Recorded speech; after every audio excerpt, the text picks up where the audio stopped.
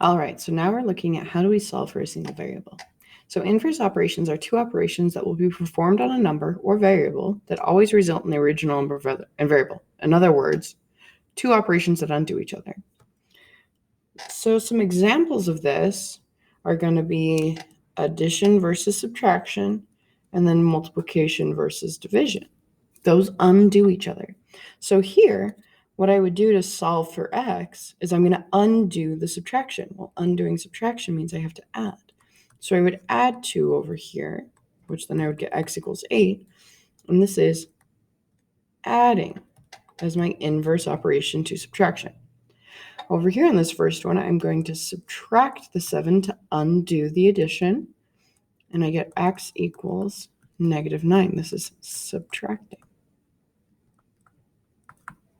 Right here, x is being divided by 4. Have you ever noticed that the division symbol is really just a fraction with dots instead of numbers?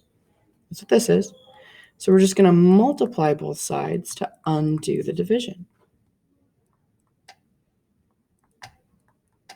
And then we would end up with x equals 8. And then over here, it's being multiplied. This is 3 times x. The way we undo that is we're going to divide, because we're undoing multiplication. So you end up with x equals 18 divided by 3 is 6.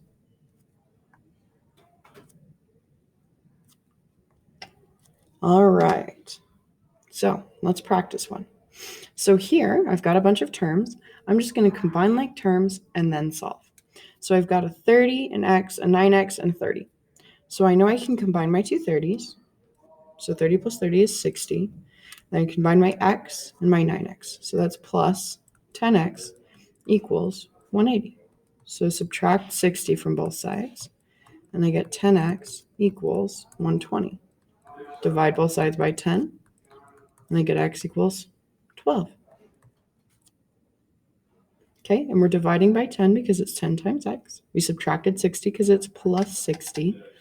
So we need to subtract it to get rid of it. Okay, here's another one. We're going to do the same thing. This time an x is in front, so I'm going to combine all my x's first. So we've got 1x plus 1x. That's 2x. Then we have a 10 and a 50. So that'll be plus 60 equals 180. So then we'll subtract 60 from both sides. And I get 2x equals 120. Then I'm going to divide both sides by 2. And I get x equals 60. Okay, and you can use a calculator for any part in this step that you're like, don't know that off the top of my head. That's fine. You can totally use a calculator. That's why we downloaded them onto our computers. It's fine.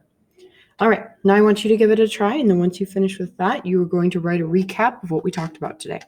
So maybe in your recap, you might want to include things like inverse operations and combining like terms and talking about what those actually mean.